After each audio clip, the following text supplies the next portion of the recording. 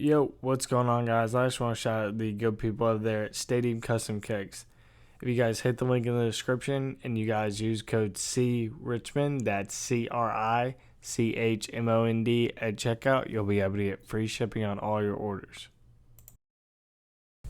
And we are live. Welcome into the Ball Players Podcast. I'm your host, Chris Richmond, and in today's episode, we dive into my journey, my career, my injuries, just everything in between, from growing up in Tennessee to going to boarding school to, fracturing my face to my back injury to just all the crazy stuff that's happened to me. I hope it really inspires some of y'all out there. And if you could like, share, subscribe, all that sort of stuff, that would be greatly appreciated. Let's get right into it.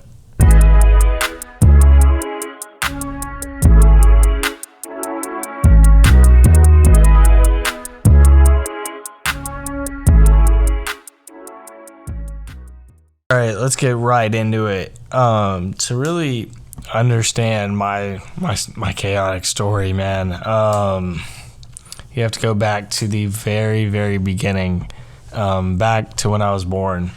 I was born 1 pound 13 ounces in Memphis, Tennessee, on August 23rd, 1999. It's crazy saying that. Like, thinking about that, like, holy smokes, I was a miracle baby. But after I was born, my mom, couldn't even hold me.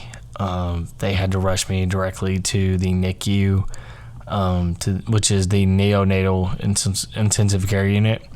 If any of you guys didn't know that, but man, it really was a chaotic and crazy time for my family, because they didn't know if I was gonna live. I was too much premature. I literally could fit in the palm of somebody's hand. I was a little rat baby, as my mom says. I was tiny. But yeah, they sent me to a NICU, spent about 90 days in an incubator.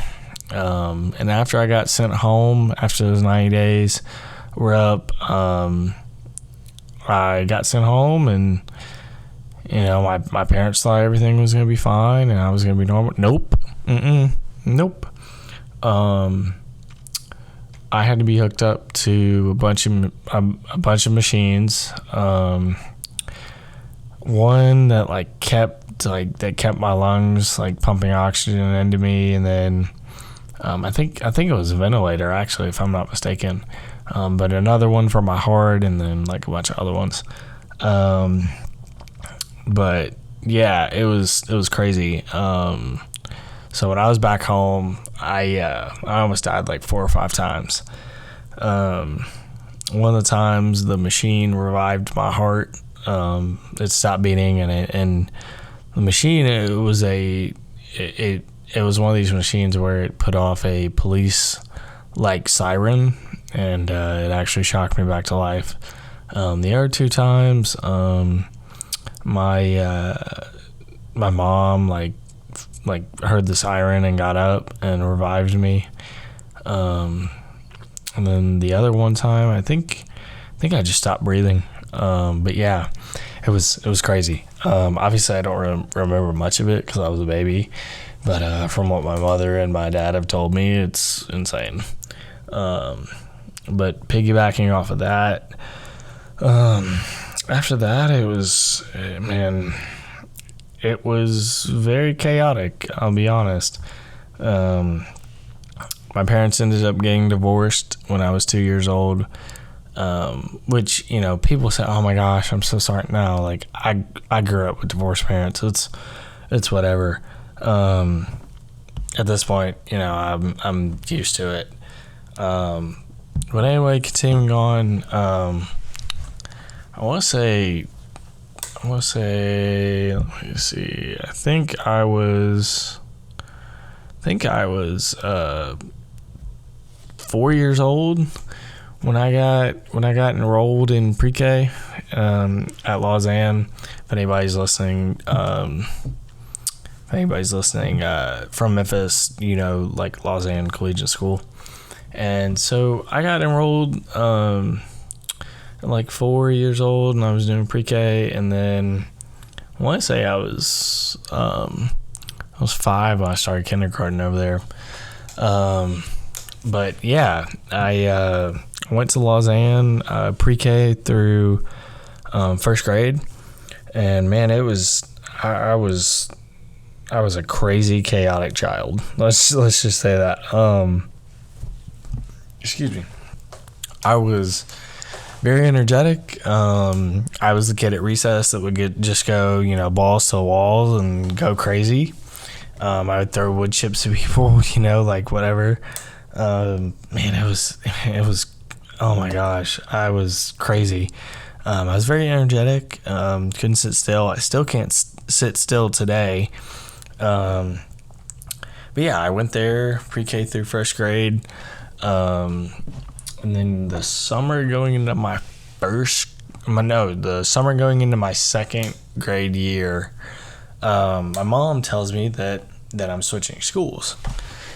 And I really didn't know what it meant, whatever. But I then transferred to Briarcrest Christian School. If any of y'all from Memphis are listening, then Briarcrest. But also that summer I discovered baseball. Now up until this point, I really had never really like picked up a ball or like played with a ball or like really had ever thought about doing sports. But I that summer I got introduced to one of my mom's colleagues. His name is Dr. Eddie, and I think my mom had worked with him like once or twice when like she had taken me to the hospital with her for rounds. Like she would do rounds to patients and like go see them, and I would just chill in the chill in the doctor's lounge and just eat a bunch of food and watch TV. But right around that summer,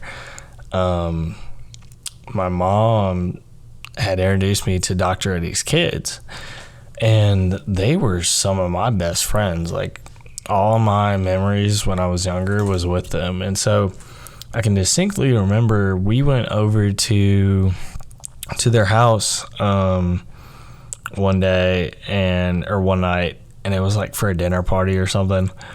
And I go upstairs to go like play with Tonka trucks or something. I forget what it was. But they had a baseball game on, and like I thought it was the coolest thing ever. I don't know why, but I just did. And so then I think that next week after I saw the baseball game, my mom signed me up for baseball. My mom like signed me up to play with my friends, and at first I really didn't understand what I was doing. I just wanted to play with my friends. So she signed me up at the local rec league, right there in Carterville, which is a suburb of Memphis. So I'm playing with my friends, and I love it. And then I end up going to Briarcrest. My second grade year, I started at Briarcrest, and I was probably around 7 years old at this point. I'm playing with my friends. I'm playing at the rec league and all that sort of stuff. So I'm just trying to play with my friends. Like that's the number one thing in my brain is like I'm trying to play with my friends. But man, I fell in love with baseball. I don't know what it was. Like I think it was just finally that one thing that could make me focus. I couldn't sit still in class. I couldn't stop talking. But baseball was the one thing that really could make me focus and really like capture my attention, and I loved it for some reason. Even at that young of age, like I loved it. And so then continuing on with like going into grade school, or continuing on with grade school.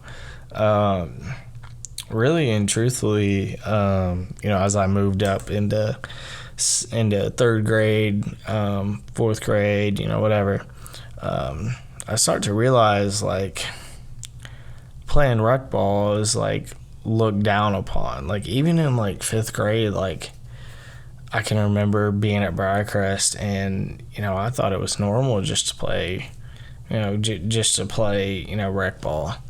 Like I thought it was normal. Like you'd play fall ball and then you'd continue playing, in the spring.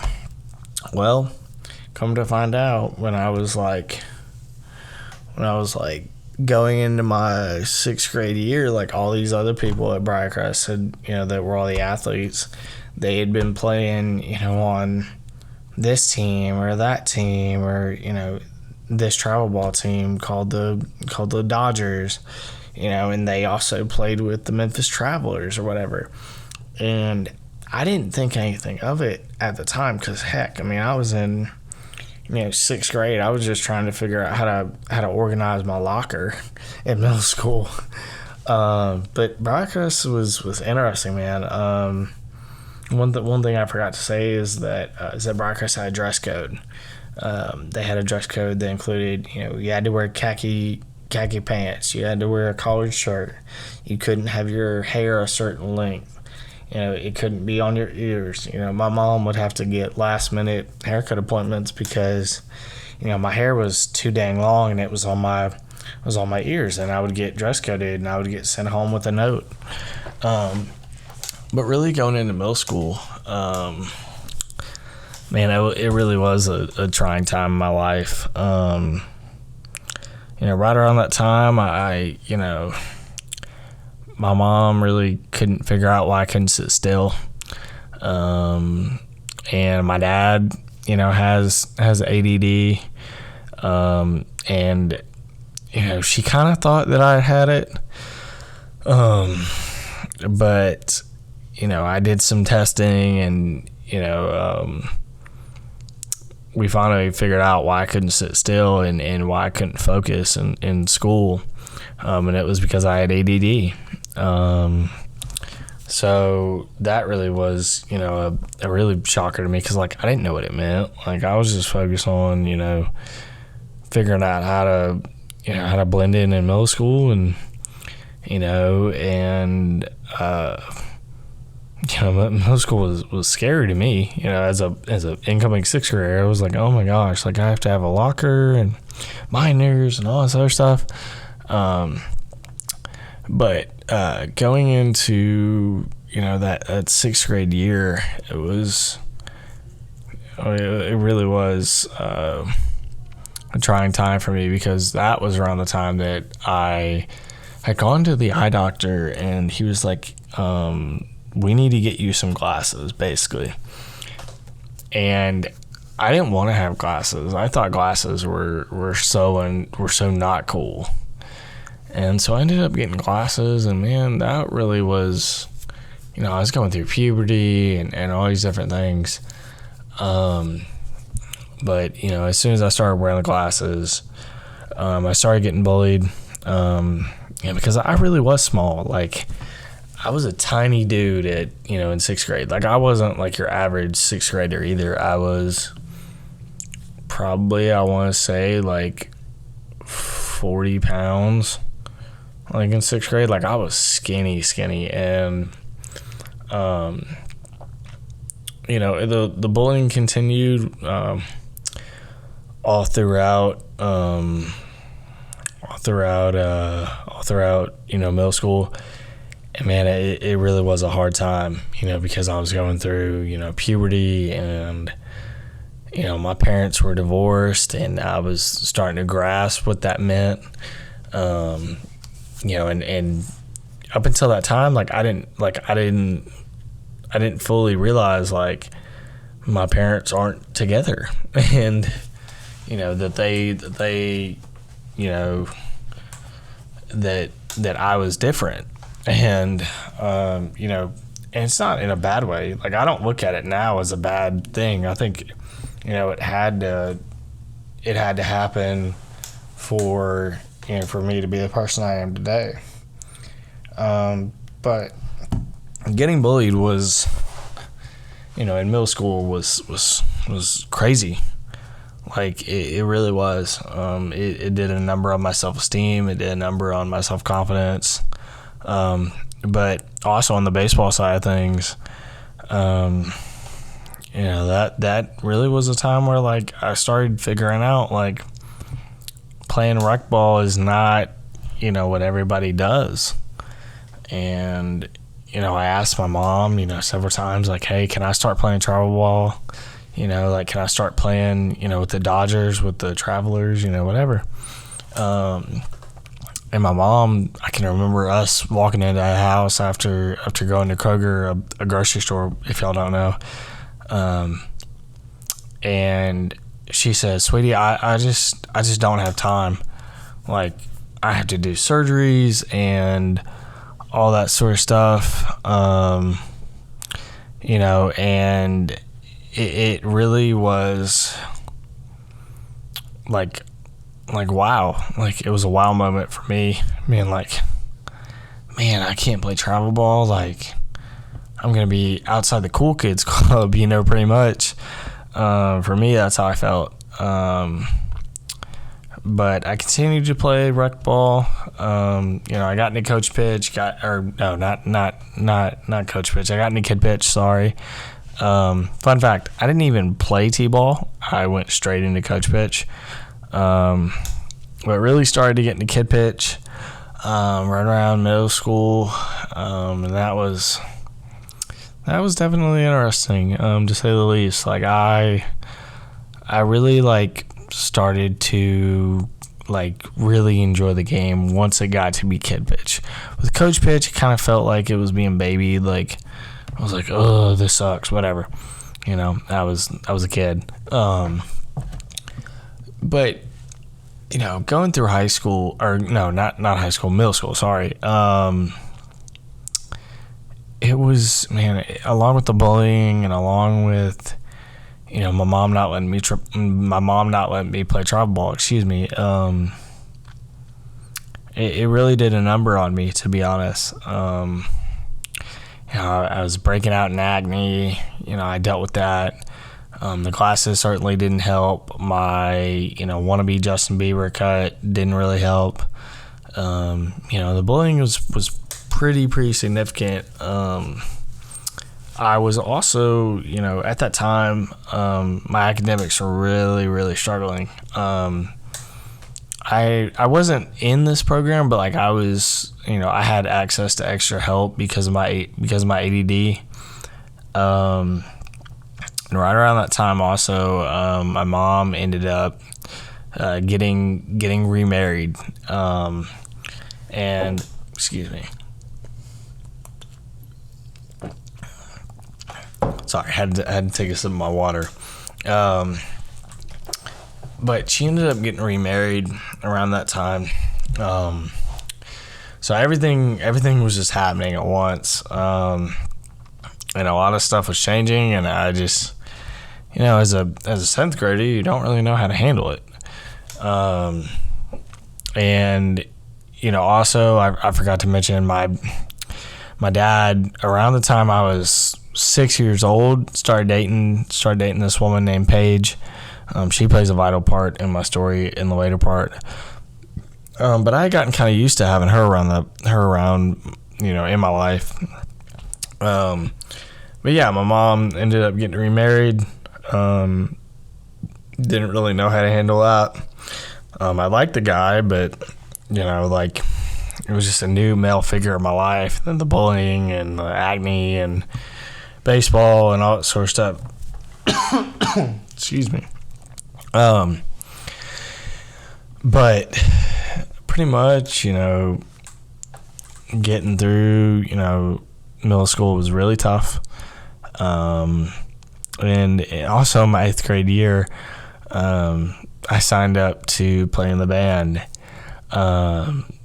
in middle school, because I thought, oh man, this would be a way for me to make friends. I had friends, but I didn't have, the typical like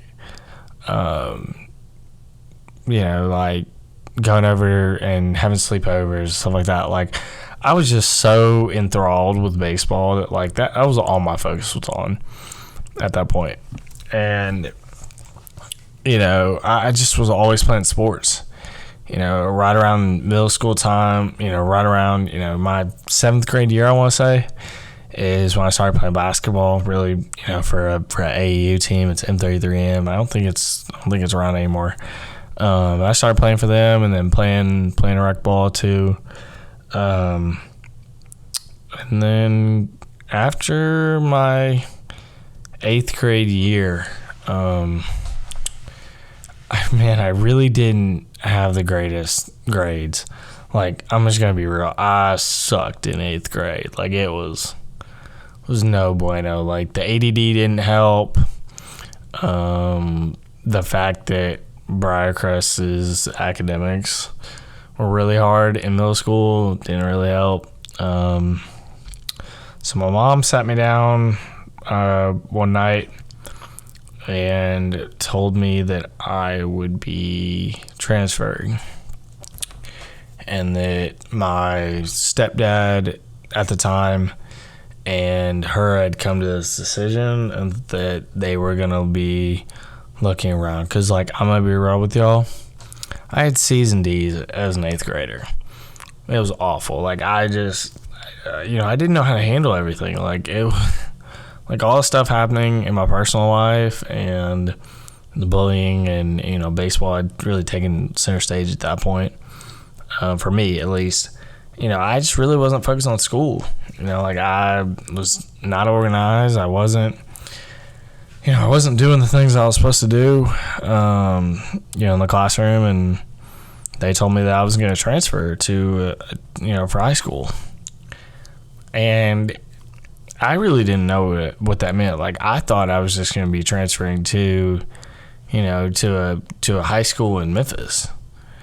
And then I want to say right around like July, they told me that they had found a school in Virginia called Oak Hill Academy, and that it was a boarding school, and that my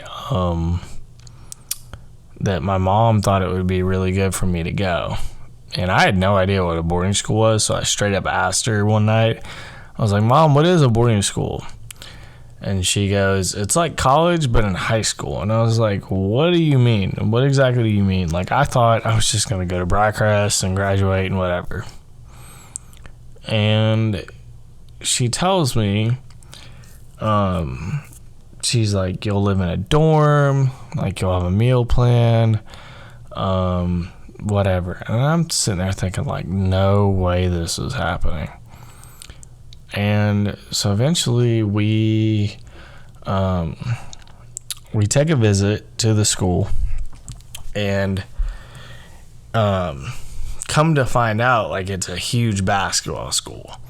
Like, Kevin Durant went there, Carmelo Anthony, Rajon Rondo, the who's who in basketball. If you look them up, like, you'll see the list of alums, and you're like, oh my gosh, this is crazy. So yeah, I went there for a year. It definitely wasn't how I thought it was going to be.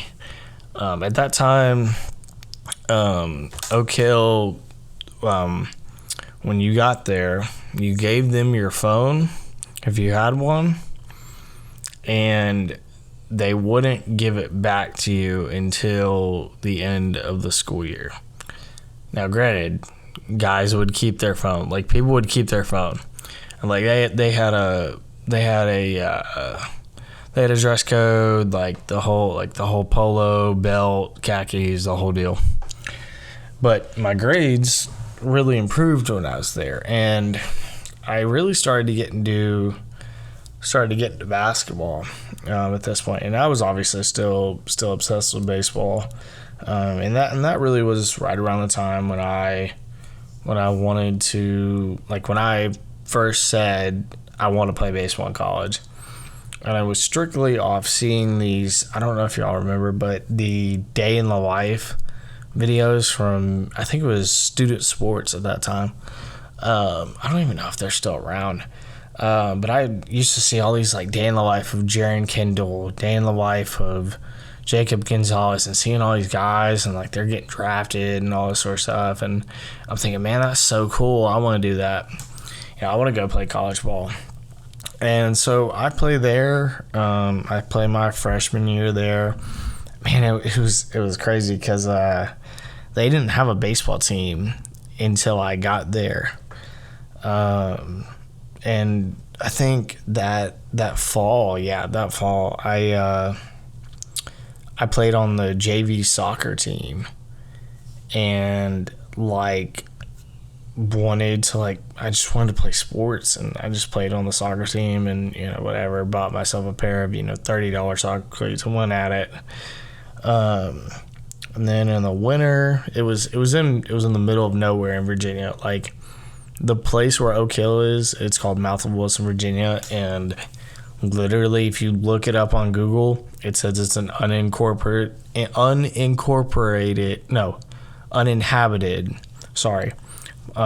county, and it's like nothing is there but Oak Hill, and it's right on the border of North Carolina and Virginia. And it's funny because a bunch of NBA players that I was going to school with at the time, a bunch of players that made the NBA were in my classes and stuff. Like Dwayne Bacon, who played for the Charlotte Hornets, was in my survival skills class. Yes, I had to do a thing called survival skills to, for whatever reason. They just made you do it. So then that spring, man, I can vividly remember going into the headmaster's office and asking if we could have a baseball team because, we didn't have one. We had uniforms and everything, but, there was no team. And, at that time, I was just kind of, naive to everything. And, I said, yeah, I'm going to bring Oak Hill a state championship, whatever. I was looking back on it now, I was like, oh, my gosh, whatever. But, so, I go to our headmaster, and I'm like, hey, I want to play baseball. Let's make a baseball team. And so the only way we would make a team is basically if I went out and campaigned for people. So I started going around to all my friends and whatever and asking them to play on the baseball team. And a neat thing that enticed people to join the baseball team was that you got to go off campus. And when you went off campus, you got your phone. So then you could talk to the outside world. But yeah, I got to call my parents and things like that. They had a phone in the dorms I could call my parents on. Oak Hill was just crazy because I learned how to do my own laundry and all that sort of stuff. And I lived with roommates, and I had to live with two other guys in a room and in a dorm and all that sort of stuff. But anyway, going back to the baseball thing, man, it really was. It was crazy looking back on it now. I had to beg our headmaster to let us play, and we played against other high schools in the area in North Carolina, podunk high schools, and middle of nowhere. And I remember we played against church teams and things like that. And man, it was crazy. Looking back at it now, it's crazy that I even did that. But yeah, I played my freshman year there, and I think I had the most hits on a team that year. I remember that was the year that I also made my first big boy bat purchase. I had spent over $100 on, obviously, for my mom's credit card, on the DeMarini CF. I think it was the CF7, CF, what, I don't even remember. It was the orange and black one, but I begged my mom to get it. But yeah, I played my freshman year there. This point I was thinking I'm just going to go to Oak Hill and at that point I had made a decision that I wanted to be on ESPN. wanted to be a sports broadcaster. I wanted to go to Syracuse. I wanted to, do that. And I wanted to go to University of Tennessee. That's because my mom went there, and to be to get my master's degree and all that sort of stuff, which didn't end up happening. But anyway, so going into my sophomore year, I really had told my mom, like, I don't like it there. Like, I don't like it. I don't like that there's no focus on baseball. Excuse me. I had to take a sip of my water. And I really didn't like the fact that, like, they had no focus on baseball. I hated the fact that I didn't have my phone. That was kind of one of the things that my mom really didn't like at all. She didn't like that at all, that she couldn't call me. But going into my sophomore year, we still couldn't decide whether I was going to go back to Oak Hill or, transfer. So I think it's right around, I want to say July, or like late July, early August, somewhere around there, that, like, my mom really couldn't find another school for me, and I didn't want to go back to Oak Hill. So she, I can vividly remember I was up at her office. She had her office at this time. She had her own practice. And we're up there, and my mom, like, says, "Christopher, come here." And I'm like, oh man, she called me Christopher, like I'm in trouble. And because she only does that when I'm in trouble. Or anybody. If anybody ever calls me Christopher, I get, like, scared, because I'm like, oh, am I in trouble? Like, did I do anything? But pretty much, she calls me in there and she says, "Hey, have you ever thought about doing online school?" And I was like, "Mom, what's that? Like, you can go to school online?" And she's like, "Yeah, you can go, that's how the homeschool kids do it." And I'm like, "Oh, okay. Like, is that how they're able to, like, chill out all day and still go to class?" And my mom's like, yeah. And I was like, "Oh, sweet. That sounds cool." And so pretty much, excuse me. My mom tells me, like, that Indiana University has an online high school. And I'm thinking, like, whoa. Like, what? Like, I'm going to school online? And, excuse me. She tells me that, that pretty much, basically, like, I can do it from a computer and still get full credit, because, like, we had no idea where I was going to school. And, at this point, like, I had no idea. Like, she had left it up to me, and I really, really didn't care at that point. But I enroll with the online school, and man, it was terrible. Like, I'll just be straight up honest about it. It was awful. It was horrible. I didn't learn a thing. It was so hard that, like, my mom would try and help me. And keep in mind, like, just give you all some background. My mom got into MIT, went to MIT for a year, and then transferred to Vanderbilt, got her degree in biomedical engineering,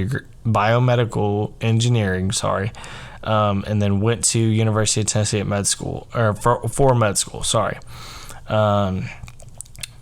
but she couldn't even help me out with it. And I was like, man, Mom, this is so hard, whatever. So I do, like, a semester of that, and I got horrible grades.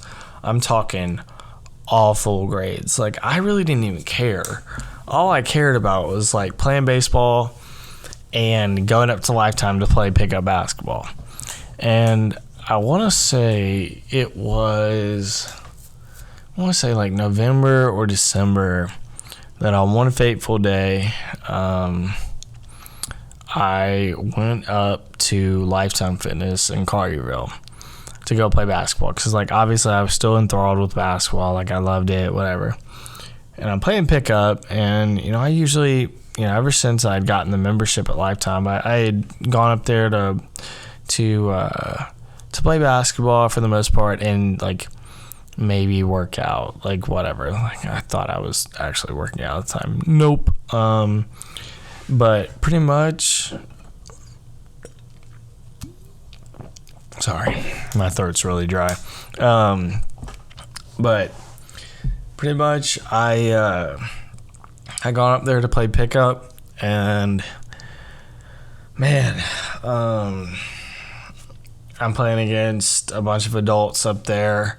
You know, I want to say I was 15 right around the time this happened, or 15 or 16. And I'm coming down the court, and then I score on this guy. I score, we're going back on defense, and then I steal the ball away from this one guy, this big old dude, and go down and score a layup. They're coming up the court. I take the ball away from this guy on the very next possession. He thinks I foul him. He calls a foul. And everybody around me is saying, no, that wasn't a foul, whatever. And he's getting all mad. So then they get the ball after I score. And then they score again.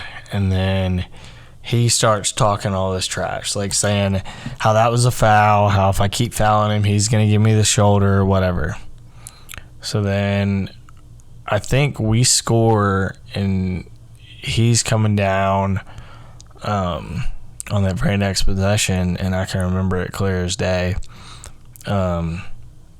He slams the ball up into the air. I watch the ball go up, and then all of a sudden he takes his shoulder and, like, body checks me at the edge of the three-point line, and I slide from the edge of the three-point line to the middle of the free throw line, and I have a gash that is huge. Like, I'm talking about my back is bleeding and everything. It was bad.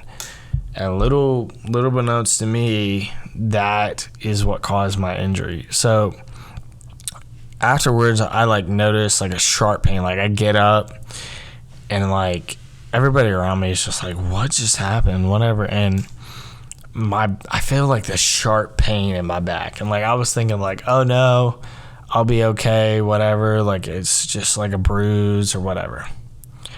Well, after the game, I take my ball, and because I brought a basketball up there, and go back into the locker room, get changed, shower, and all that sort of stuff.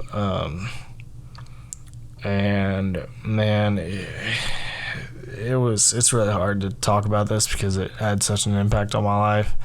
So then I go and I hit in the cage with a friend of mine.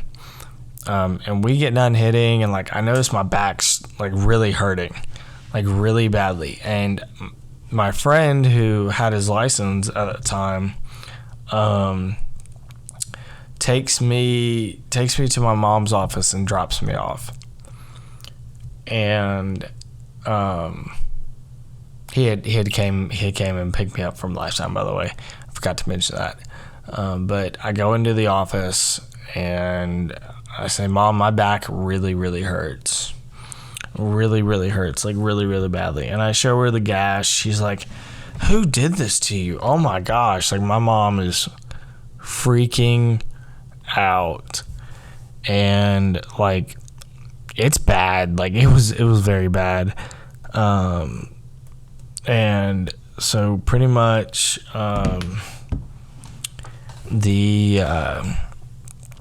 my mom takes an x-ray of my back, and there's no structural damage to it. So then I keep on going about my business, whatever. I'm still playing basketball, I keep doing the online school, and man, my back is not getting better. I'm I go to my mom one day and I'm like, Mom, it's not getting better. Like, I think we need to go do something about it. A week passes by and she's like, hey, how's your back doing? And I'm like, Mom, it still really hurts. And then she says, well, let's get an MRI. So she calls up one of her colleagues, and I get an MRI done on it, and it turns out that I had ruptured my L4 and my L5 disc. And when I tell you my mother was beyond furious once she figured this out, she was beyond furious. Like, she was mad about the cut, like, but the cut can heal. Like, it wasn't like it was like gonna kill me, you know. I mean, it was pretty big, but like it was just a little bit of blood. And so after we get the MRI results, she's like, you do realize how serious this is, right, Chris? And I'm like, no. I was like, I have no idea. And she says, dude, you could have been paralyzed. Like, this is 5 inches away from you being paralyzed. And all I can think about is, like, am I going to be able to do anything? Like, am I going to be able to, do my school? Am I going to be able to, to play baseball? Like, am I going to be, whatever? And we go up to Lifetime Fitness the very next day after I'd gotten these results. And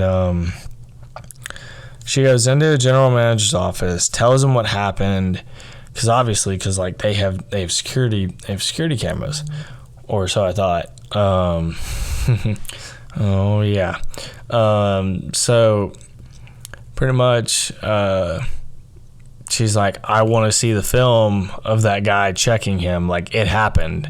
Like, look at the gash on his back. And then she goes to me, like, show him. And I show him. And then, he looks at the tape and he says, and I quote, we see no film of this guy pushing him, and we think he stole one of our basketballs. I'm just telling you what the general manager told me. Now, granted, Lifetime Fitness, they are under new management as of 2022. But back then when this happened, I think it was, I don't even remember what year it was, but I know it was a while ago. And that guy's been fired and everything, and Lifetime Fitness is amazing. Like, they are amazing. Their brand is amazing. It was just this one guy sucked at his job. If I'm being real, he was horrible at his job, and I had heard that from multiple people that were members up there. And so my mom was not very happy about this, and so after that, I had to go to PT for about 6 months. I couldn't really do anything. Couldn't play basketball. Couldn't go hit. I couldn't throw a baseball. Couldn't do anything. Like, I was basically like stuck to my computer, and like I played Xbox, and that was it. And right around winter break was when, my mom had said, like, hey, you got to figure something out, because this whole online school thing, you slacking, is not going to cut it. So then we start looking at other schools. And so, excuse me, we start looking at our schools, and by we, I mean my mom, and she keeps looking at all these schools, and man, she found this school online called Freiburg Academy in Freiburg, Maine, and literally one weekend, I think it was in December, we fly all the way up to Portland, Maine, and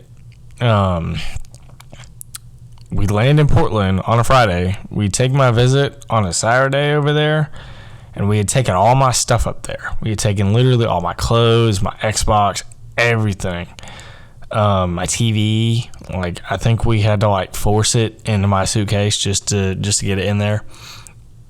So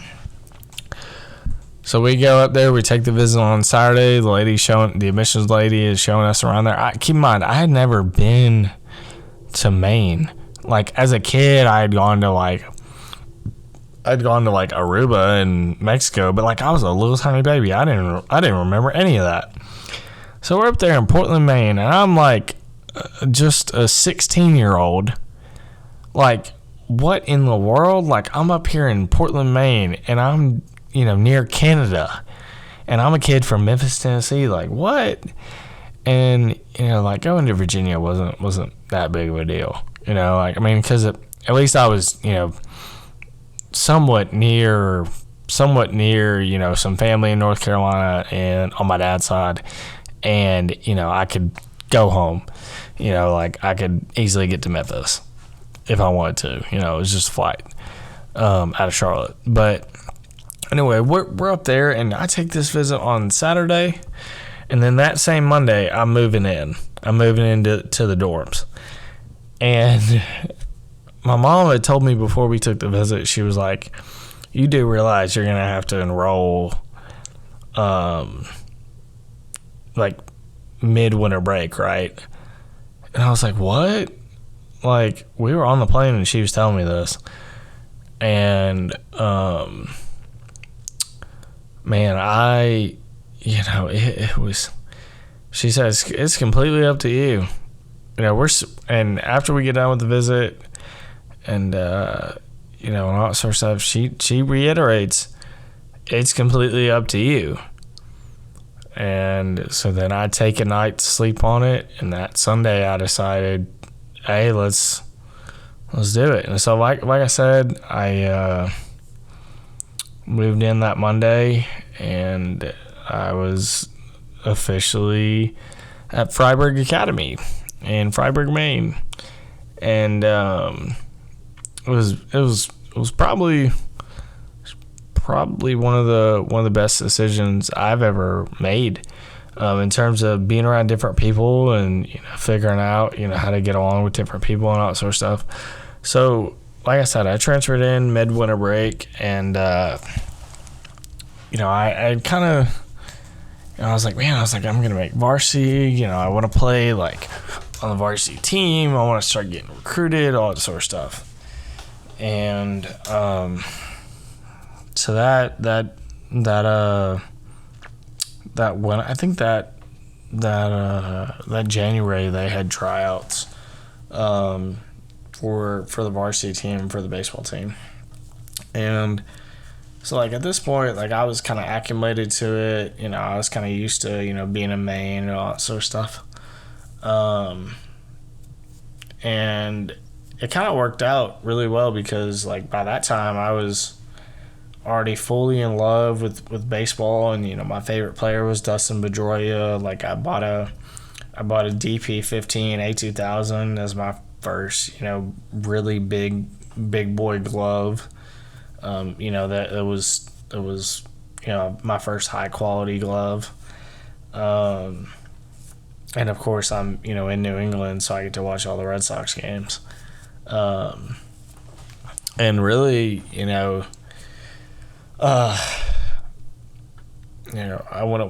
I tried out for the team, I thought I made varsity, like I really did as a sophomore. But they put me on JV. I played JV that year, and man, it just opened my eyes to how far behind I was. Like I had a really great year that year. I think I hit 300 that year, on JV, and then I got to play in a couple of varsity games. But that was probably the most fun I've ever had in high school, as far as my grades and also baseball wise. Like I was just in this zone. Like I remember being at the plate and thinking like nobody can throw this ball by me. Even when I played varsity, like even when I got in, like I thought like, wow, like I'm getting pretty good at playing baseball. Like I think I can start getting recruited. And so then after my sophomore year of baseball, and after I finished out the year,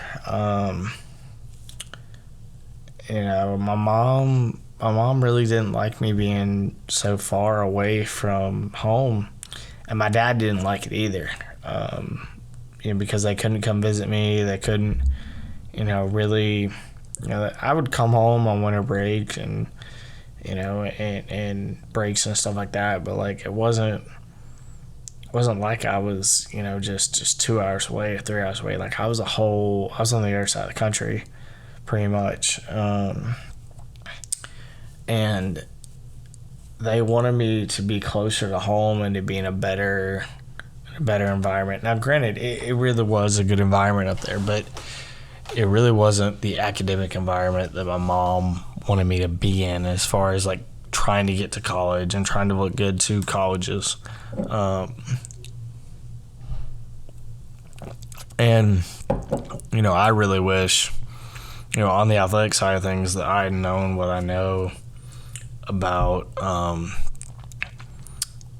Twitter, getting recruited on Twitter and, putting your name out there. Because if I would have had that then, oh my gosh, it would have been so much easier.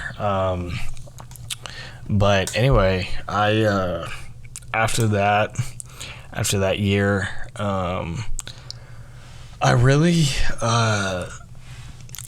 decided, that I wanted to transfer again. It really wasn't, it really wasn't my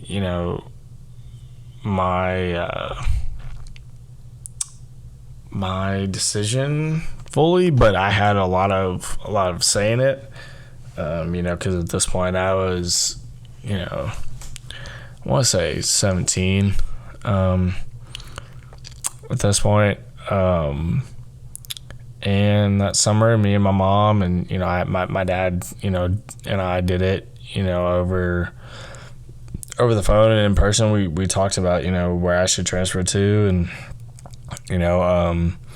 to circle back to when I was in that waiting period of do I want to go to Freiburg, or do I want to keep doing the online school thing. I had applied to a school called the Blue Ridge School in St. George, Virginia, which is really Charlottesville, Virginia. Like it's like 15 minutes outside of there. And I had gotten denied because of my grades, and that really was a wake up call too. But I had really put a lot of thought into it, and I was like, okay. I was like, I want to transfer. And, I made the decision to transfer for my junior year. I took a visit there, and, truthfully, looking back on it, like, my mom kind of said, hey, you're going to transfer. Like, she made it seem like I had a lot of input into it, but, at the end of the day, like, looking back on it now as a 22-year-old, I really didn't have a lot of input into it, if I'm being honest. But going back to the whole transferring thing, I take a visit there. I walk around the campus with one of the baseball players, and he starts telling me about it. And all I keep saying is like, I want to bring a state championship to Blue Ridge, whatever. And then I enrolled there, and man, it was nothing like I expected, but in a good way. First of all, it was all boys. When I got there, it was an all boys prep, or college prep boarding school. And I thought the all boys thing wasn't going to be an issue, but it really was when I first got there. We were living in a dorm. I was used to living in a dorm at this point because, I'd been to boarding schools, obviously, before the past 2 years of my high school career. But this one was a little bit different because, like, you had to wear a full suit, and you had to wear, dress shoes. And when I first got to Blue Ridge, I really didn't know the impact that it would have on me. So when I first get there, I'm thinking it's going to be normal. It's going to be normal high school year, whatever. I'll just play baseball. Nope. There's 200 kids in the whole school. And this was something that I didn't ask my visit. I didn't ask them how many kids were in the school. My mom knew, and she told me, but I was like, oh, okay, it's no big deal. But like, when I tell you there's 250 kids in the whole school, that's really how many kids there are. And pretty much I come to find out that like you have to play a sport each trimester, each season. So that fall I played on a soccer team, and that fall trimester was really hard for me because I was still getting adjusted to it. So I made okay grades, like C's, B's, but that winter, man, it was the first time that I had ever really thought, like, wow, I'm going to play basketball on a school team. So I tried out for the JV team, and I didn't make it. Like, I didn't make the JV team, and I was like, oh, okay, whatever. Like, I'll just wait until baseball season. Well, like I said, you have to play a sport.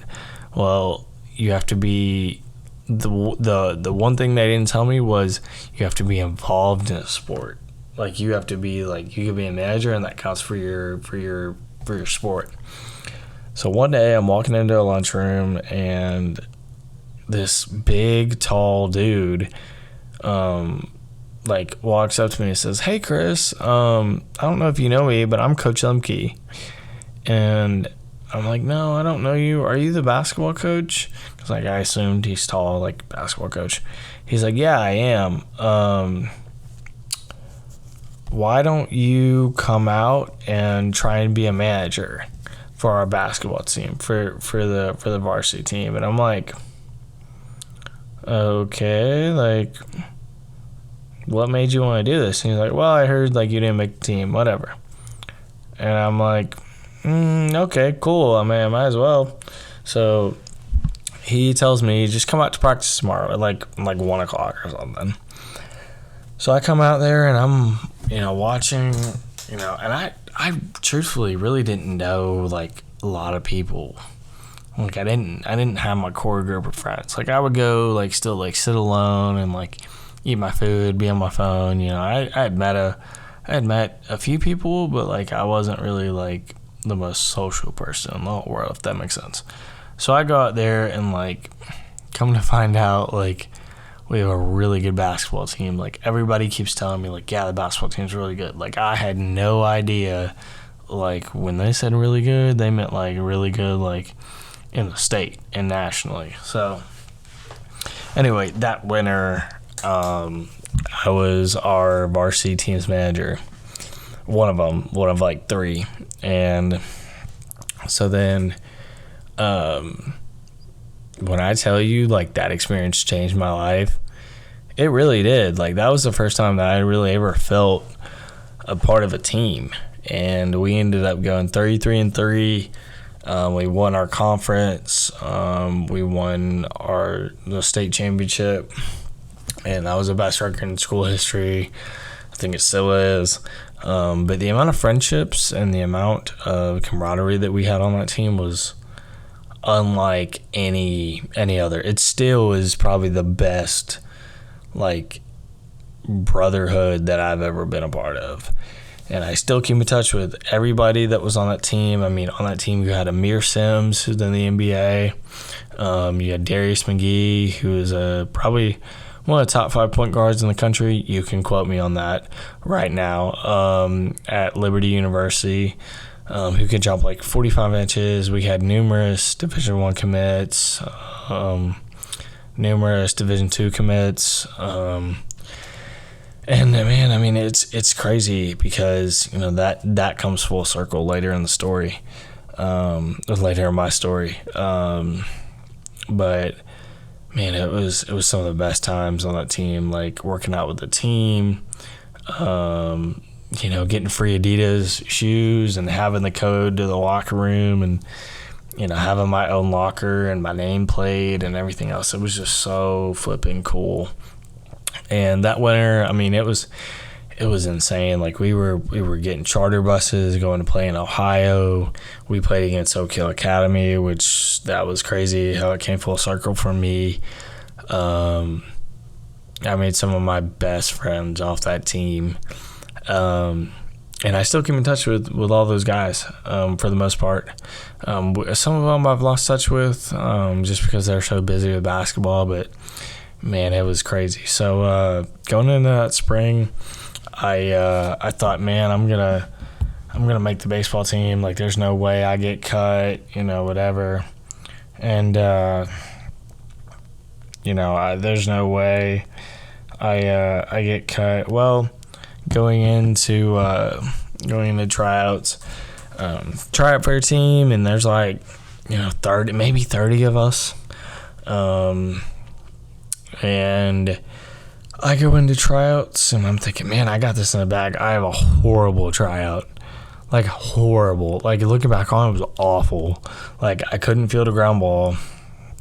I couldn't, I didn't hit well. It wasn't good. Just was not good. So then the next day after tryouts are done, it was only one day. And obviously, during the winter I had worked my butt off, and I put in a lot of work, or so I thought. And, obviously being the manager of the basketball team, it took a lot out of me, both my academics and, just stress-wise. But, I had pretty good grades. I had, B's and C's. And so after tryouts, I'm in my Portuguese class.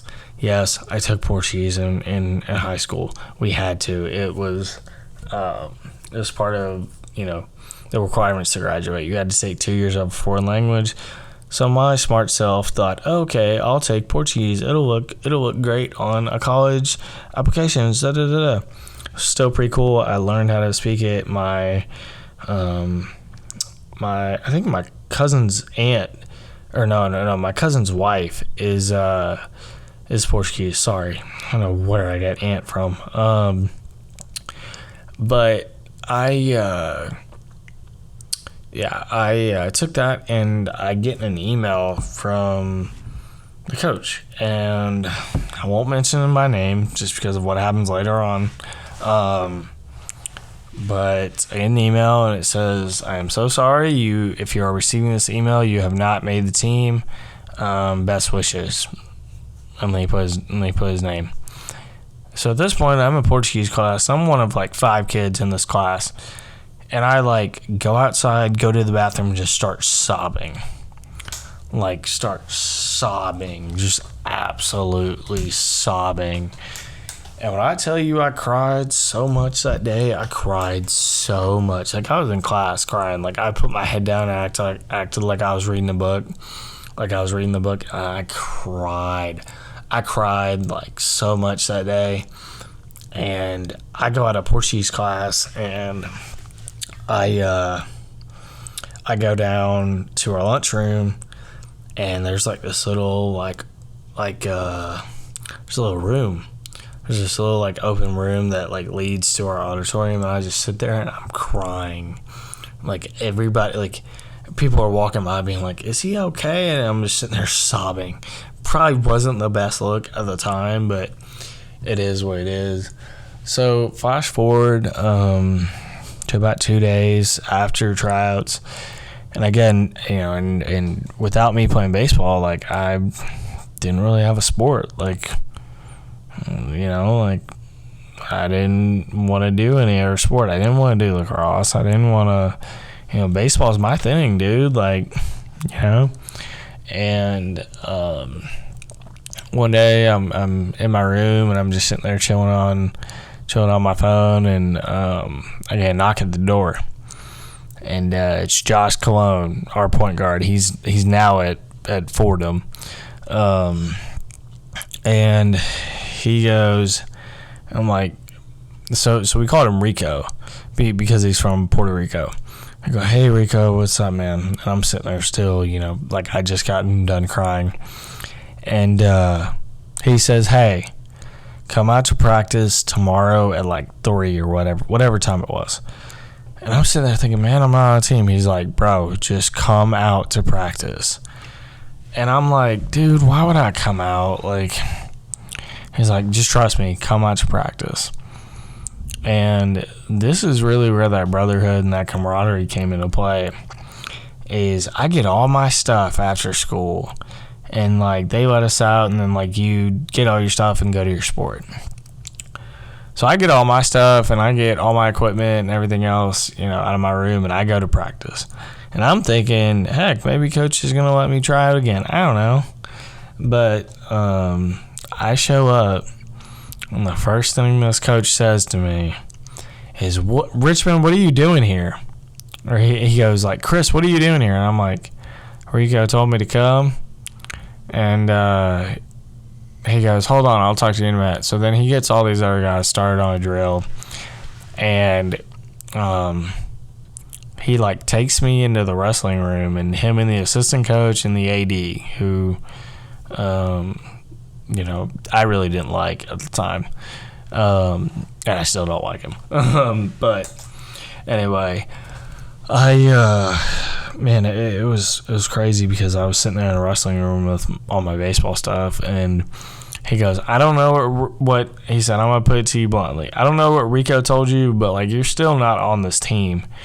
And I was sitting there thinking like, man, I must look so stupid right now. He's like, but Josh did mention to me that like you were coming, and all the guys want you on this team.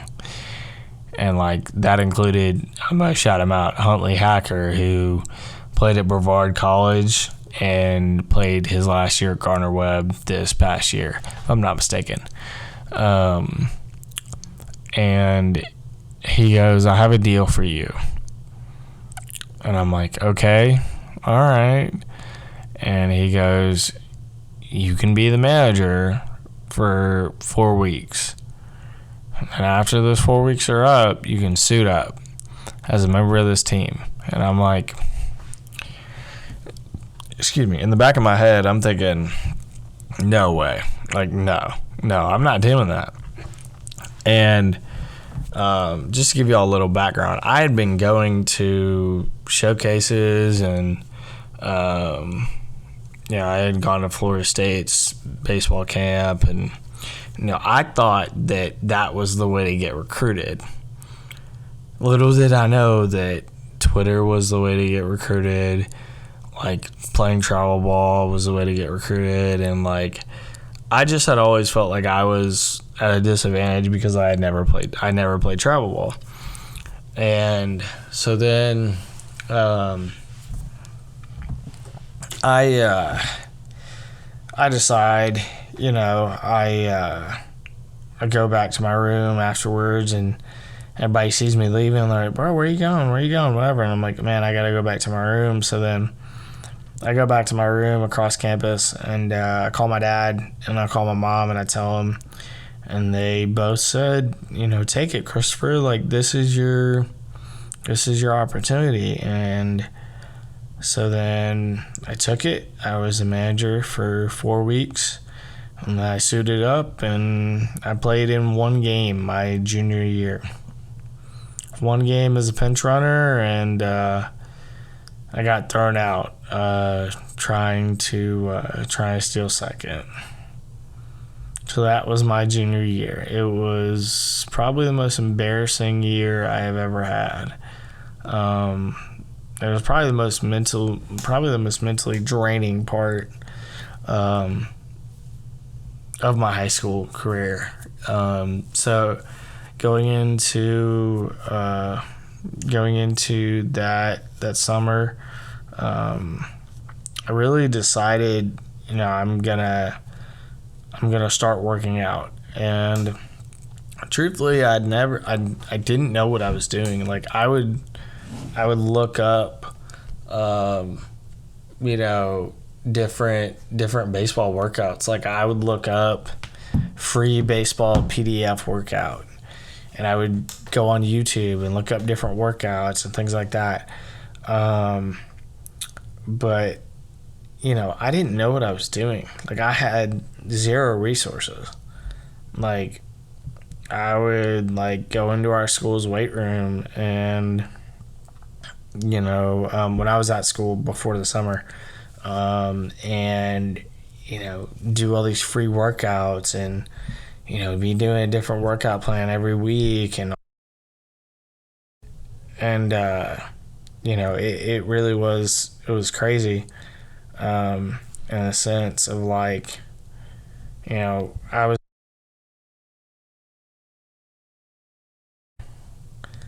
who really wanted to get better, and I wanted to do the best I could, but I had no idea what to do,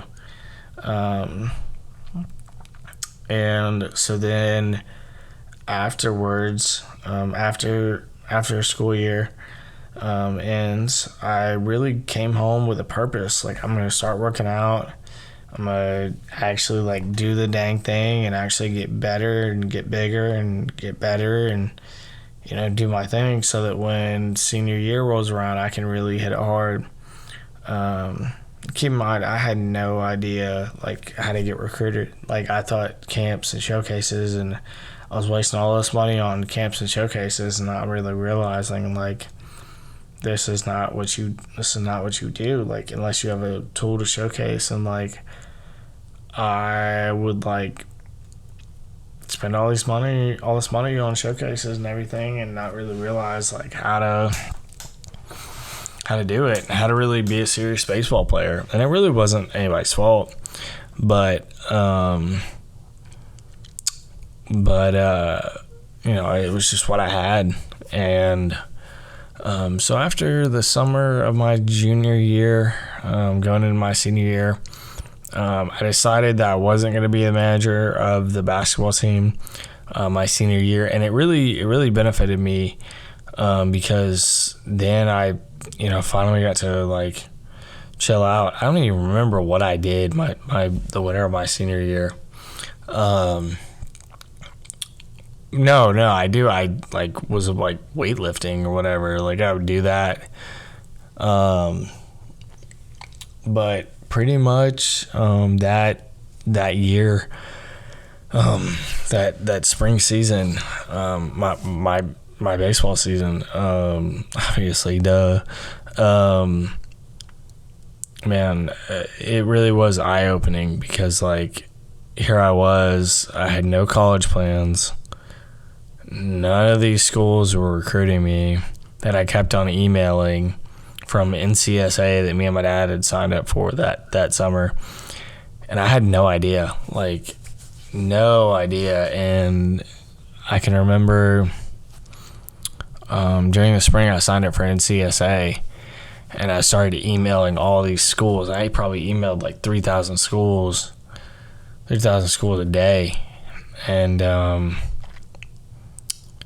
eventually, I ended up getting an offer, a preferred walk-on offer from Piedmont International University. And one weekend, we had to go down there to visit the school.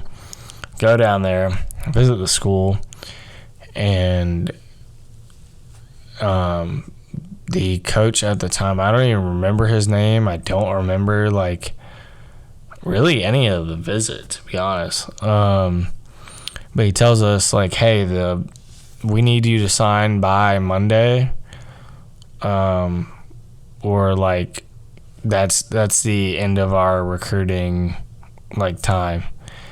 Like, that's the recruiting calendar ends. And I had no idea. Like, I didn't know anything about this.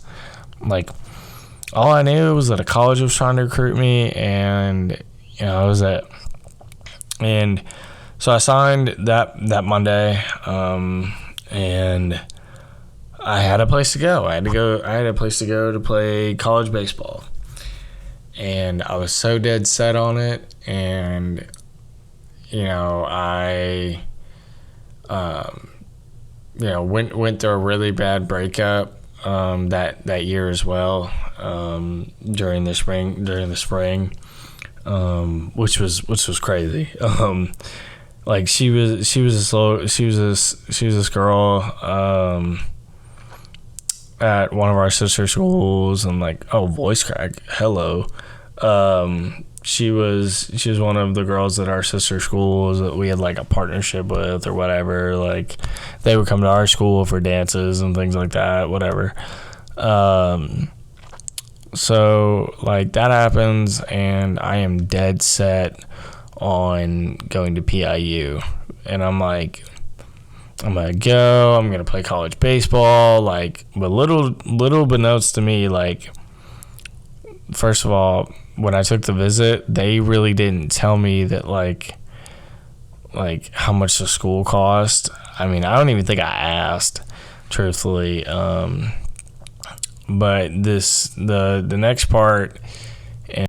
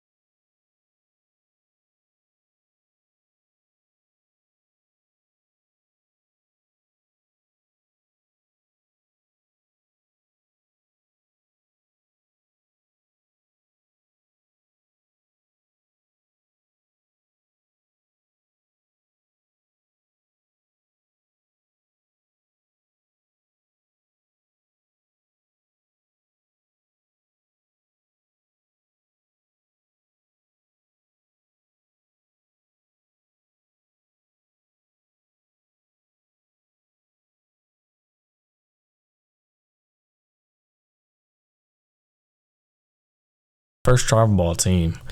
Finally convinced my dad to let me do it. I'd moved in with him when I was 16. And it really wasn't a decision that was easy for me at 16 years old. I had forgotten to mention that. But man, it really was tough for me to adjust at first. But they, I tried out for this team and I made it. It was the first travel ball team I really ever played on, and let's just say it was quite the team.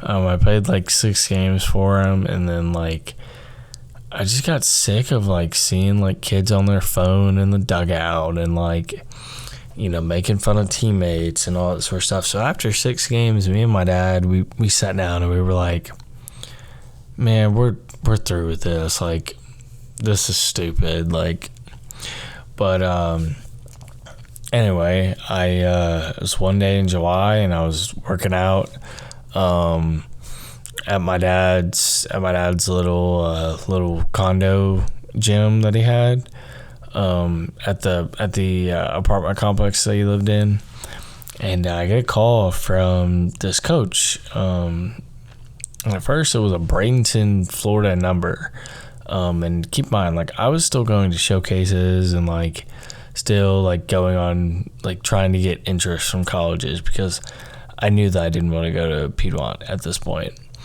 So I signed up to go to a showcase in Bradenton, Florida. And I had signed up. I had paid the money, tried to find a hotel room, whatever. And I told my dad about it and all this sort of stuff, and we like made plans to go down there. Well, lo and behold, this coach that was calling me was Kevin Keys, and I pick up the phone and I go, "Hello, like, who is this?" And he then introduces himself and says, "I'm Coach Keys. I'm the head coach of the post-grad team here at Inspiration Academy. We saw your profile on NCSA, and we really think you'd be a great fit for the post-grad team down here in Florida." And I'm like, I just asked him, like, what is a post-grad year?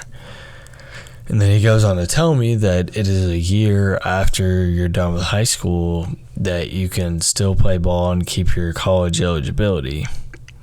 And by this time, during the summer, I had like educated myself. Like I had done a crash course on like college eligibility, D3, D2, D1, NAI, all that sort of stuff.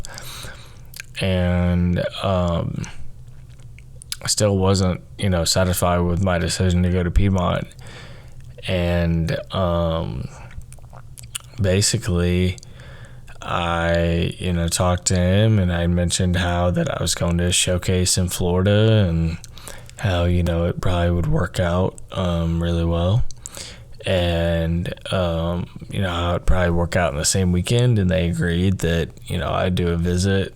Obviously I talked to my parents about this, but they said that if we could make it work, that we would do a visit on the same weekend. And then within 2 weeks, I was down in Bradenton, Florida. I did the visit at Inspiration. They put me through a workout, and all that sort of stuff. Took video, whatever. I got to meet Mario Jimenez. Got to meet all the coaches down there. And they, I did the showcase that same day. And did that. And then another post-grad was trying to recruit me, which I told them no, because I just didn't really have a good feeling about it. And then once I did the visit with Inspiration, I went home to Memphis and thought about it, and talked it over with my dad, talked it over with my mom, and man, I just, I thought about it, I prayed about it, and I made the decision to go to Florida for, my post-grad year, which, really, it was going to change my life. And I knew that if I did it, it would be one of those things where I'm going to do it. I'm going to do it 1,000%, and there's no looking back now. I've already signed the papers. So I get down there in August. They had set me up with an apartment with 5 other guys. I'm living in a 3-bedroom apartment with, a roommate, and then 2 other guys who were in a room, and then 2 other guys who were in a room. And, living on my own for the first time, really ever. Like, boarding school wasn't really living on my own. Because we didn't have a kitchen and all that sort of stuff. But I get down there at about 132 pounds. And man, it really, that really was the first time that, like, it had really opened my eyes up to seeing just how good and how talented, all these different kids were and all this sort of stuff. And keep in mind, on my visit, they told me, they were like, yeah, we play against NAIs and JUCOs and all that sort of stuff, and we'll help you get recruited again. Well, I spent 9 months down there. I trained 5 days a week. We played a full spring season. We, heck, I even had a clinic with Aaron Judge's hitting coach. But that's another story for another day. I spent 9 months down there. I went from 132 pounds to 145. Just straight eating 4,000 calories a day, working out 3 days a week. It really was the first time in my life that I'd ever pushed my body and pushed my mental toughness, because, man, when I first got down there, and it's funny because one of our coaches even told me that, told me this, when I first got down there was no way I should have been on a college roster. No way I should have been signed as a collegiate player. Like, I should not have had an offer coming out of high school because I was that bad.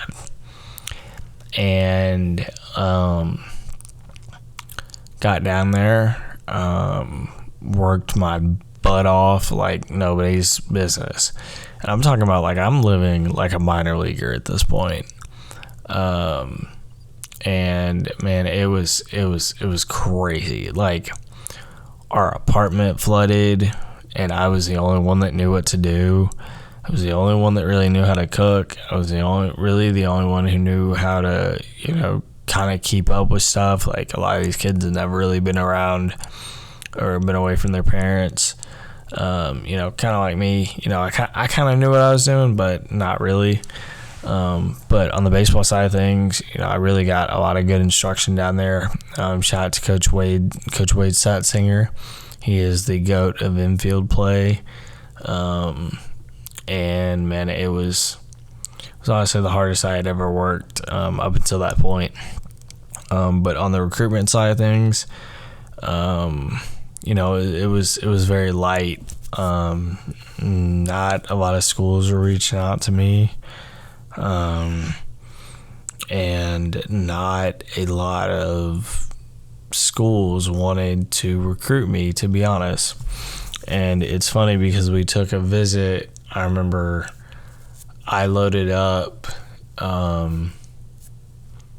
we loaded up in a car and drove to Cincinnati to go visit Cincinnati Christian. And we went through a whole workout. We went through the workout on the visit, whatever. And the coach at the time told me he was going to offer me. And I was very excited because it was March, and I had to be signed by May of that year. And this was 2018 through 2019 when I did this. When I did the post-grad year, because I was class of 2018. And man, it was crazy. Like, he told me he was going to offer me a scholarship, never did. I was very bummed out about it because I was like, I can finally say I'm going to school, to play ball. And he never did. So I mean, it is what it is. But when I did my post-grad year, honestly, that was the hardest I had ever been pushed at that point. We were working out, we were training, 5 days a week. It was hot. It was humid. We were playing against really good competition. Like, we played against IMG all the time, played against their post-grad team. Just worked our butts off, and we had 9 commits by the early signing period, all junior college. And then, I really wasn't getting the attention that I thought I should because I had improved so much. I had gotten my body weight up. I had increased my exit velo from, 73 to 85. I got my 60 time down from an 8.2 to a 7.5. I was going to all these Under Armour showcases and paying all this money and all this sort of stuff and paying for the post-grad. And come April, I didn't have anywhere to go. I had some schools reach out to me and everything, but, if I would have known that flat ground and flat ground bats and the flat ground app was a thing on Twitter, oh my gosh, I would have been spamming it so much. But I didn't know, and I relied on my coaches to do it, and they, I kept on sending emails and, cold emailing people and, cold calling coaches and all that sort of stuff. But eventually, going into late April, I managed to get a offer from this Division III school called Berea College. And, it was one of these things where I was going to go visit the school and meet the coaches and all that sort of stuff. Like, I had texted with them a couple times, been on the phone with them a couple times. And, I was sold on it. I was like, man, this is perfect. It's 6 hours away from my house. I can go to school right near, right near my house. My mom is in the horse racing business, so whenever she comes up to Lexington, she can visit me. Well, I apply to school, send them all my test scores, send them all that they need, and then, about 2 weeks go by, don't hear anything from them. And then a week before signing day, the head coach tells me, you didn't get in, and we're sorry, but we can't take you if you're not accepted.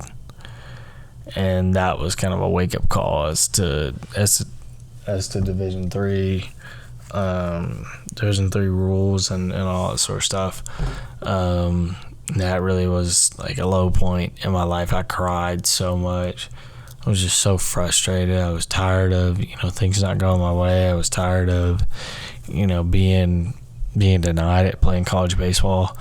And I had moved my whole life down to Florida, for these 9 months to really give it my best shot at it.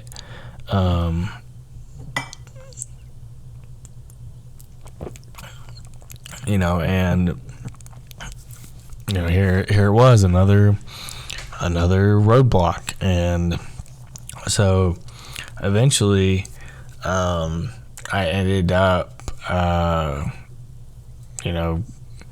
just kind of working through it. And I remember that night, one of my teammates came in and said, "Hey, look, I heard about what happened.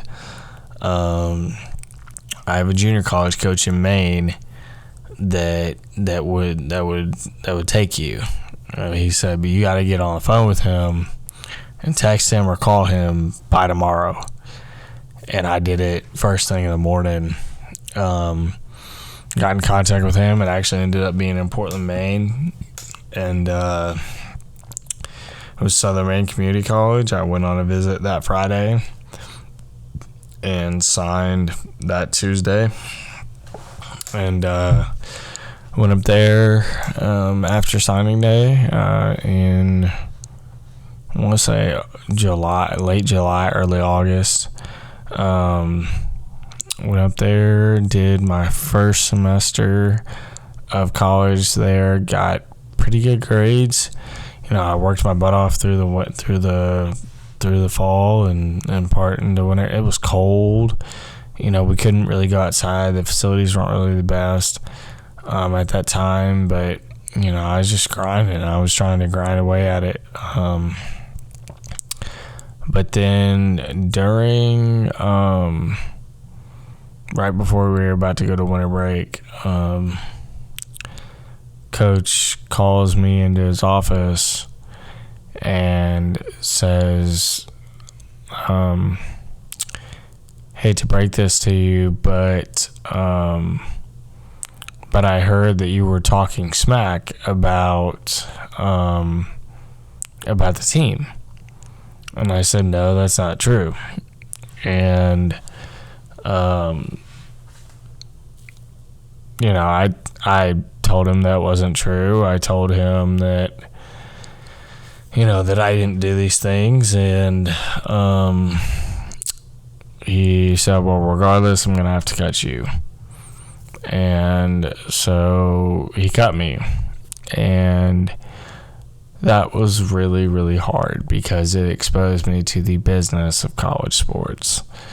And it really, it devastated me because here I was across the country again, and another roadblock in my story. And it made me think, man, is baseball really for me? Should I just go be a normal student? Should I just go back home and go to Memphis and be a normal student? Well, I had, before the week before all this happened, I had signed up for a summer league called the Palm Springs Collegiate League. It's out in California, or it was going to be, and they help guys find homes or transfer. And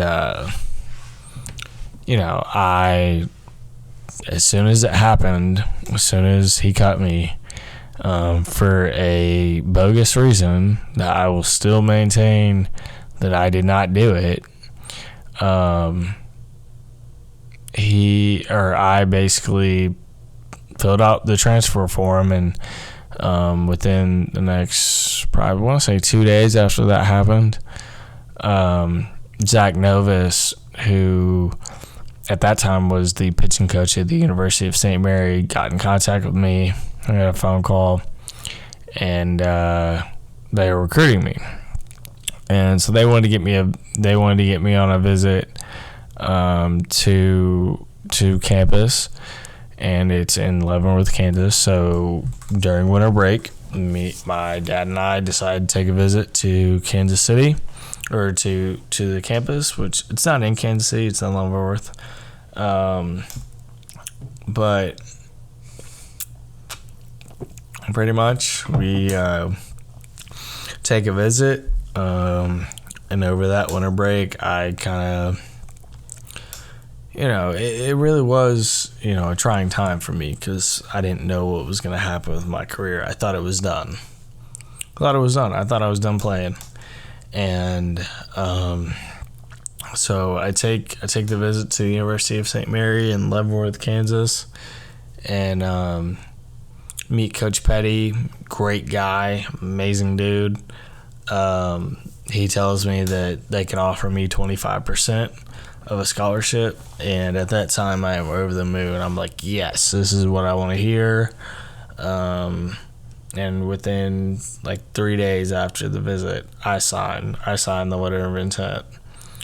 And then I move in after winter break, and I thought that I was the only guy they were bringing in. Turns out they were bringing in 2 other guys. But so then I played the rest of my freshman year there. I redshirt, which was a blessing in disguise, because that was when, I want to say that was when COVID. Yeah, that was when COVID started. When I redshirted my freshman year is when it happened. So 2019, yeah.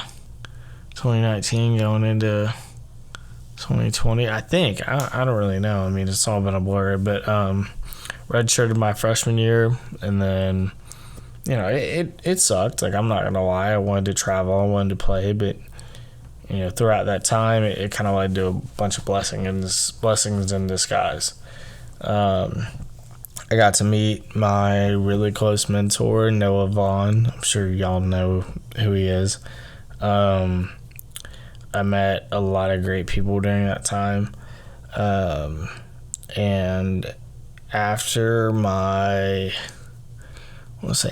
freshman year, I was like, I really wanted to play, whatever. But then COVID happened, and, the season got canned. And then I was, in Ranger, Texas, because they had to move the collegiate league to Texas, because that was the only place they could play with, California's laws at that time.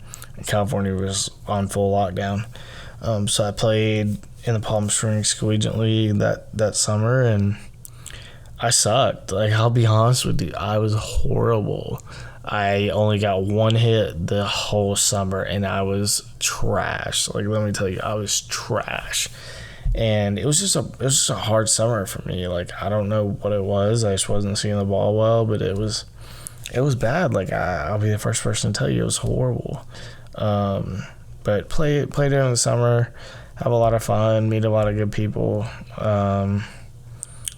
and really, figured out that Fort Worth was legit, and got to come down here and hit with Noah all the time, and meet his wife Riley, and they're 2 of the biggest people in my life right now.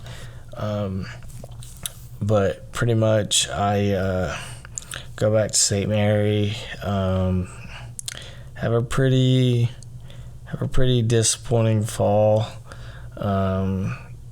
but man, it was a crazy fall, to say the least. during the fall, I was playing second base, and I was having an okay fall, but I wasn't having what I expected to after working my butt off all summer, and something crazy and chaotic happened. So during one of our inter squads, I was at second base. A ball was hit up right at my general direction. So I'm sitting there, I'm saying ball, ball, ball, like calling it off and waving my arms and everything. And all of a sudden, I see an arm go over me.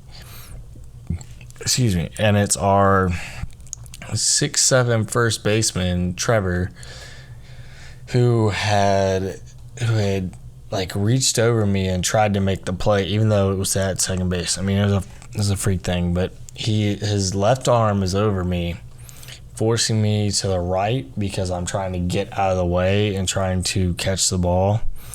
Well, little did I know that the ball had taken a different path, and when he put his arm over me, it forced me right into the ball, and the ball hit me in the eye, and that was the most pain I've ever been in my life. It was horrible. Coach Petty comes out, our AT comes out. I'm sitting there crying, bleeding everywhere, whatever. And Coach Petty takes me to the AT room. The AT really can't do much for me. I'm sitting there with blood streaming down my face. My pants are all bloodied. My shirt was all bloodied. It really was a traumatic injury. They take me over to the ER that's right next to the school I think it's St. John's Hospital. But they take me over there. I get admitted into the emergency room. They start pumping me full of morphine to treat the pain. I was really dizzy before they admitted me, and I told them I'm really dizzy, and they said, okay, we have to get you back here stat. And then they put the morphine in me. That really didn't help, to be honest. They turned off all the lights because they knew I had a concussion. There's blood still streaming down my cheek. Nurses are coming in, checking up on me. It had been like an hour, and this was 7 o'clock at night. And they keep on coming back, checking me. And eventually, they figure out that I'm gonna need stitches to heal up the cut that's right under my left eye. And they put 8 stitches in my face. They found out that after taking x-rays that I had cracked it in 5 different places. I had a cracked orbital in 5 different places.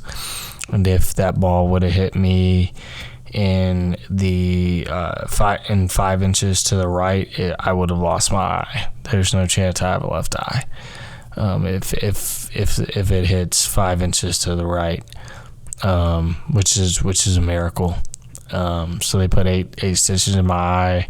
I get transferred over to a specialist over there in Overland Park at around, I want to say 10 o'clock at night. We're there for about another hour. Specialist sees me, takes an MRI of my face. She's just making sure that there's no internal damage besides the broken orbital. But yeah, I had 8 stitches in my face and a fractured orbital in five different places. I was out for a month. It was the hardest injury that I probably ever had to go through besides my back. It was awful. I really thought, man, I don't know if y'all believe in God, but I do. But God is really testing me. And I was out of school for about, I want to say, a month. I couldn't do anything. I just sat in my room all day, and I was sitting in the dark, because I was concussed, and it was really tough. But I managed to come back with probably I want to say with 2 months of like, having to do it, having to recover, and it was insane. But at that time I had met Jake McFarland, who is still one of my greatest friends and one of my biggest mentors. And he really helped me rehab it, and he really helped me figure out how to throw right, and help me refine my mechanics, all that sort of stuff. But that's another story for another day. But yeah, it was probably the scariest time of my life, and scariest time of my parents' life too.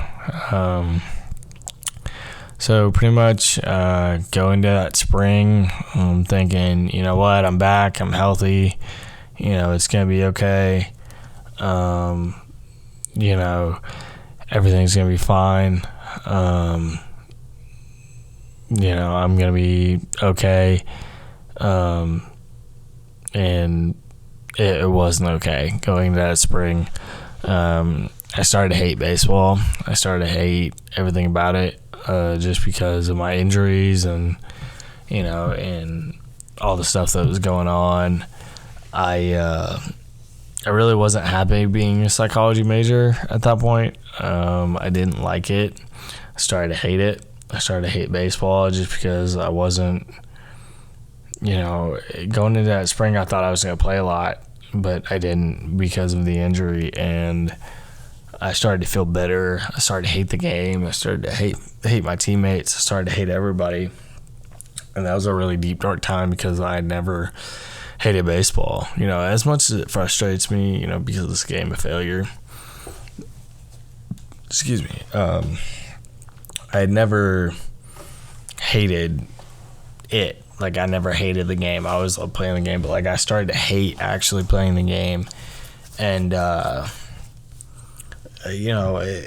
after that spring of only getting 10 at bats and traveling and all the demands and having to keep a scholarship up and all that sort of stuff, it basically felt like a job, and I didn't, I started to resent it. So then after the season, I made the tough decision to give up my scholarship and transfer. There's nothing against the coaching staff that was there.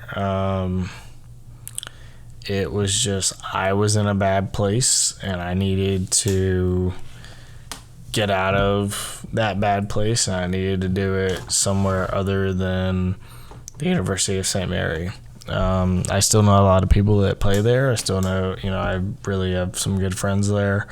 But, it just wasn't the place for me.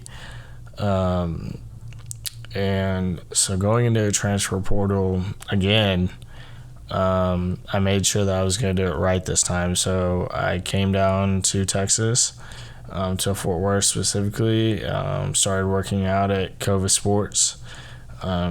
Shout out to them. But worked out and hit there. Really got, started getting more film, started to, figure out what Twitter was. Now you can get recruited off of Twitter and all that sort of stuff. And, it really changed my life. I had a bunch of schools hit me up and, on Twitter, and I'm sitting there thinking, man, this is impossible. Like this, I'm getting recruited off Twitter. I'm posting videos on Twitter, which is insane. But that summer I had, narrowed it down to two schools, and that was Lincoln College and Blackburn College. So I actually took both visits on one weekend. I flew from Dallas, from Dallas, Love Field, to St. Louis. Flew in there Thursday, went on a visit that weekend to Lincoln and to Blackburn. And, at that time, I had also started working out at APEC Fort Worth. which APEC is a quick little side note. They're absolutely amazing. If you guys have the opportunity to work out at APEC, do it. Like I am like right now, their number one supporter. Like they're awesome. I am interning there right now, but that's another thing for another time. But I came back to Fort Worth, reevaluated my options from both the visits, and I decided on Blackburn College. And we're a D3. We play in the SLIAC with a bunch of really good teams like Webster, Greenville, all these different colleges. They're really good. Man, it's been a blast. Going into this fall, I thought, I'm going to be a position player, whatever. I'm going to play second base. Didn't really have the fall that I wanted to, and in the winter they converted me to a pitcher, and they wanted me to be a submarine sidearm guy. So I'm still figuring all that out, but now I'm going into my senior season, and I've currently been, enjoying the summer, and I'm interning currently at APEC, as well as training there, and interning with Power Move Marketing and taking a summer class so that I can graduate. But if my story touches you or inspires you and really makes you want to go get it, then I've achieved my goal. Hopefully I'll graduate this year with a degree in sports management, and we'll see where baseball takes me. But if you guys have liked this, if you guys have made it to the end of this very long episode, please don't forget to like, share, subscribe, and go follow me on all my social medias at ChrisRichmond_. You can also follow the pod at the Players_podcast, and you can find us on Spotify and Apple Podcasts and Audacity and anywhere you can get any of your any podcasts.